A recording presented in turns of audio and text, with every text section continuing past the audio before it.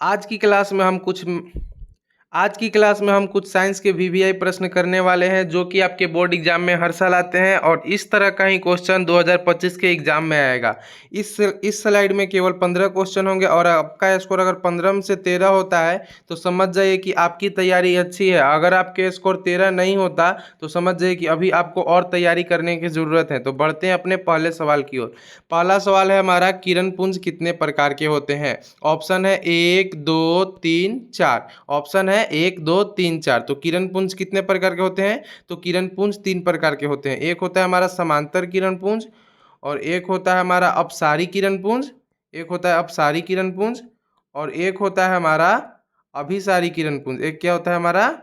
अभिसारी किरण पुंज। ठीक है, एक होता है हमारा अभिसारी किरण पुंज। तो किरण पुंज कितने प्रकार के? तो किरण पुंज 3 प्रकार के। आ गए अगले सवाल की ओर। प्रकाश के परावर्तन के कितने नियम है? तो प्रकाश के परावर्तन के कितने नियम है? ऑप्शन है 2 3 4 3 5। तो प्रकाश के परावर्तन के 2 नियम है। प्रकाश के परावर्तन के 2 नियम है। एक तो नियम है साइन आई बराबर आर होता है प्रकाश के परावर्तन के नियम में, साइन आई बराबर साइन आर। और एक होता है हमारा आपतन कोण, परावर्तन कोण तथा विलंब, तीनों एक ही सतह पर होते हैं। देखिए इस टाइप का फिगर आपने देखा होगा।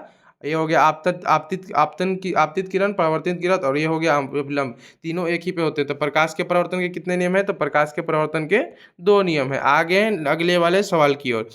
इनमें से गोलीय दर्पण का प्रकार नहीं है। तो देखिए ऑप्शन आंसर क्या होगा हमारा? अवतल दर्पण, उत्तल दर्पण, समतल दर्पण सभी। पूछ रहा है कि गोलीय दर्पण का कौन सा प्रकार नहीं है। तो देखिए गोलीय दर्पण कितने प्रकार के होते हैं? तो गोलीय दर्पण 2 प्रकार के, एक होता है अवतल दर्पण, एक होता है उत्तल दर्पण। इस तरह का फिगर आपने देखा होगा। एक इस टाइप से लेंस निकलता है और एक इस टाइप से लेंस निकलता है। इस साइड इसके कलाई की रही होती है और एक कलाई किया रहता है इस साइड। तो एक हो जाता है हमारा अवतल दर्पण, एक होता है हमारा उत्तल दर्पण। ये दो गोलीय दर्पण के कितने प्रकार हैं? तो 2 प्रकार हैं। और कौन कौन से होते हैं? तो एक होते हैं अवतल दर्पण और एक होते हैं उत्तल दर्पण। आते हैं अपने अगले सवाल की ओर। वास्तविक प्रतिबिंब हमेशा कैसा होता है? तो वास्तविक प्रतिबिंब कैसा होता है? तो वास्तविक प्रतिबिंब हमेशा उल्टा होता है। ठीक है, वास्तविक प्रतिबिंब हमेशा उल्टा होता है। अच्छा आप ये बताइए कि वास्तविक प्रतिबिंब को पर्दे पर प्राप्त किया जा सकता है या नहीं? ठीक है, कमेंट में आंसर जरूर दीजिए। बढ़ते हैं नेक्स्ट सवाल की ओर। गोलीय दर्पण की फोकस दूरी वक्रता त्रिज्या की होती है। तो देखिए जो फोकस दूरी है वो वक्रता त्रिज्या की क्या होती है? वक्रता त्रिज्या की फोकस दूरी क्या होती है? आधी होती है। फोकस दूरी जो होती है वो वक्रता त्रिज्या की कितनी होती है? आधी होती है। गोलीय दर्पण की जो फोकस दूरी है वो वक्रता त्रिज्या की आधी होती है। काफ़ी ज़्यादा इंपॉर्टेंट फॉर्मूला है और इससे सवाल आने के चांसेस काफ़ी ज़्यादा है। ठीक है, आते हैं नेक्स्ट वाले सवाल की ओर। वैसे वस्तु जो स्वयं प्रकाश उत्सर्जित करते हैं उसे हम क्या कहते हैं? प्रादीप्त वस्तु, अप्रादीप्त वस्तु, प्रभासी वस्तु, कोई नहीं। तो देखिए वैसे वस्तु जो स्वयं प्रकाश उत्सर्जित करते हैं उसे हम क्या कहते हैं? प्रादीप्त वस्तु। उसे हम क्या कहते हैं? प्रदीप्त वस्तु। प्रदीप्त वस्तु। ठीक है, जो स्वयं प्रकाश उत्सर्जित करते हैं उसे हम प्रदीप्त वस्तु कहते हैं। ठीक है, और अप्रदीप्त किसे कहते हैं? तो जो स्वयं प्रकाश उत्सर्जित नहीं करते हैं, जो स्वयं प्रकाश उत्सर्जित नहीं करते हैं। जैसे आपका ये चंदा मामा हो गए, ये स्वयं प्रकाश उत्सर्जित नहीं करते हैं। अच्छा ये बताइए आप कि सूर्य जो है वो कैसा वस्तु है? प्रादीप्त या अप्रादीप्त? सूर्य प्रादीप्त है या फिर अप्रादीप्त? बढ़ते हैं नेक्स्ट वाले सवाल की ओर। नेक्स्ट सवाल है, फोकस दूरी और वक्रता त्रिज्या का सही संबंध है। फोकस दूरी और वक्रता त्रिज्या का सही संबंध है। देखिए 4 ही नंबर जो सवाल है वो फिर से रिपीट हो गया। तो फोकस दूरी वक्रता त्रिज्या क्या होती है? आधी होती है। मैंने आपको बताया था एफ बराबर आर बाई टू, एफ बराबर आर बाई टू, एफ बराबर आर बाई टू। तो फोकस दूरी और वक्रता त्रिज्या का सही संबंध क्या है? एफ बराबर आर बाई टू, एफ बराबर आर बाई टू। आते हैं नेक्स्ट सवाल की ओर। हजामत बनाने में किस दर्पण का प्रयोग किया जाता है? तो हजामत बनाने में कौन सा दर्पण प्रयोग किया जाता है? तो अवतल दर्पण। काफी इंपॉर्टेंट सवाल है। हजामत बनाने में कौन सा दर्पण? तो हजामत बनाने के लिए अवतल दर्पण का प्रयोग किया जाता है। अच्छा आप ये बताइए कि गाड़ी के साइड मिरर में किस दर्पण का प्रयोग किया जाता है? गाड़ी का जो साइड मिरर होता है उसमें किस दर्पण का प्रयोग किया जाता है? ठीक है, कमेंट में आंसर जरूर लिखिएगा। ठीक है, हाँ ये देखिए आपतन कोण परावर्तन कोण के होते हैं। देखिए आपतन कोण परावर्तन कोण के होते हैं। ऑप्शन है दुगना, बराबर, आधा, 4 गुना। तो देखिए जो आपतन कोण है, देखिए ये हो गया, अब ये दर्पण हो गई, ये विलंब हो गया।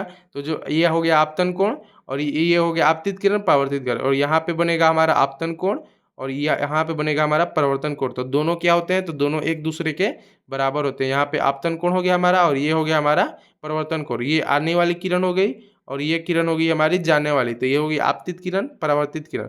और यहाँ जो अभिलंब के साथ कोण बनता है वो होता है आपतन कोण, और यहाँ जो अभिलंब के साथ कोण बनता है वो होता है परावर्तन कोण। तो आपतन कोण और परावर्तन कोण कैसे होते हैं, तो आपतन कोण और परावर्तन कोण बराबर होते हैं। बढ़ते हैं नेक्स्ट वाले सवाल की ओर। उत्तल दर्पण द्वारा बना प्रतिबिंब होता है। देखिए उत्तल दर्पण द्वारा कैसा प्रतिबिंब बनता है। देखिए ऑप्शन है हमेशा सीधा, हमेशा उल्टा, सीधा और उल्टा दोनों, इनमें से कोई नहीं। तो उत्तल दर्पण द्वारा जो प्रतिबिंब बनता है वो कैसा बनता है बच्चों, तो हमेशा सीधा प्रतिबिंब बनता है। कैसा प्रतिबिंब बनता है, तो हमेशा हमेशा का ले सीधा प्रतिबिंब बनता है उत्तल दर्पण से, ठीक है। और अवतल दर्पण का जो प्रतिबिंब है, अवतल दर्पण का, तो अवतल दर्पण का जो प्रतिबिंब है वो सीधा और उल्टा दोनों प्रकार का बनता है, ठीक है। अवतल दर्पण सीधा और उल्टा दोनों प्रकार का प्रतिबिंब बनाते हैं। बढ़ते हैं नेक्स्ट वाले सवाल की ओर। इनमें से किस प्रतिबिंब को पर्दे पर प्राप्त किया जा सकता है। इनमें से कौन सा प्रतिबिंब है जिसे हम पर्दे से पर्दे पर प्राप्त कर सकते हैं। आभासी, वास्तविक, दोनों, कोई नहीं। तो देखिए जो वास्तविक प्रतिबिंब है ना उसे हम पर्दे पे प्राप्त कर सकते हैं। जो वास्तविक प्रतिबिंब है उसे हम, ये पर्दा हो गया और ये वास्तविक प्रतिबिंब हो गई, तो इसको हम क्या कर सकते हैं, पर्दे पे प्राप्त कर सकते हैं, ठीक है। इसको हम पर्दे पे प्राप्त कर सकते हैं, ठीक है। ये हो गया हमारा वास्तविक प्रतिबिंब जिसको हम पर्दे पे प्राप्त कर सकते हैं। बढ़ते हैं नेक्स्ट वाले सवाल की ओर। मोटर गाड़ी के चालक के सामने लगा होता है। तो मोटर गाड़ी के चालक के जो ये साइड मिरर को ही बोल रहा है। मोटर गाड़ी के चालक के जो सामने ये जो साइड मिरर होता है ना, अगर बगल में ये कार है तो इधर ये साइड मिरर होता है ना, हैंडल यहाँ पे है तो यहाँ पे साइड मिरर होता है ना, तो उसमें कौन सा दर्पण का प्रयोग होता है, तो उसमें हमारा प्रयोग होता है उत्तल दर्पण। कौन सा दर्पण, उसमें प्रयोग होता है हमारा उत्तल दर्पण, ठीक है। बढ़ते हैं नेक्स्ट वाले सवाल की ओर। वे पदार्थ जिनसे प्रकाश आसानी से पार हो जाते हैं। वे पदार्थ जिनसे प्रकाश आसानी से पार हो जाते हैं। पारदर्शी पदार्थ, अपारदर्शी पदार्थ, प्रभासी पदार्थ, कोई नहीं। तो देखिए क्या बोलता है, प्रकाश जो होता है वो क्या हो जाता है, प्रकाश, देखिए ये प्रकाश गया, ये प्रकाश गया और यहाँ से ये प्रकाश गया। तो अगर ये प्रकाश जो है ये आसानी से पार हो जाता है इस पदार्थ से, तो उसे हम क्या बोलते हैं, पारदर्शी पदार्थ। पारदर्शी यानी कि प्रकाश पूरी तरह से क्या हो जाता है, पार हो जाता है, तो उसे हम क्या बोलते हैं, पारदर्शी पदार्थ बोलते हैं, ठीक है। उसे क्या बोलते हैं हम, पारदर्शी पदार्थ बोलते हैं, ठीक है। वे पदार्थ जिनसे प्रकाश आसानी से पार हो जाते हैं उसे हम बोलते हैं पारदर्शी पदार्थ। बढ़ते हैं नेक्स्ट वाले सवाल की ओर। अवतल दर्पण से कैसा प्रतिबिंब बनता है। तो देखिए अवतल दर्पण से कैसा प्रतिबिंब बनता है, आभासी, वास्तविक, दोनों, कोई नहीं। तो देखिए जो अवतल दर्पण है वो दोनों प्रकार का प्रतिबिंब बनाता है, आभासी भी बनाता है और वास्तविक भी बनाता है। तो राइट आंसर क्या हो जाएगा, तो ऑप्शन नंबर सी, अवतल दर्पण जो है वो आभासी और आभासी और ये वास्तविक दोनों बनाता है। आभासी हो गया आपका एक, और एक हो गया आपका वास्तविक। क्या हो गया, वास्तविक। वास्तविक दोनों प्रकार का प्रतिबिंब बनाता है हमारा कौन सा दर्पण, तो गुरुजी अवतल दर्पण। कौन सा दर्पण, तो अवतल दर्पण दोनों प्रकार का प्रतिबिंब बनता है। बढ़ते हैं नेक्स्ट स्लाइड की ओर।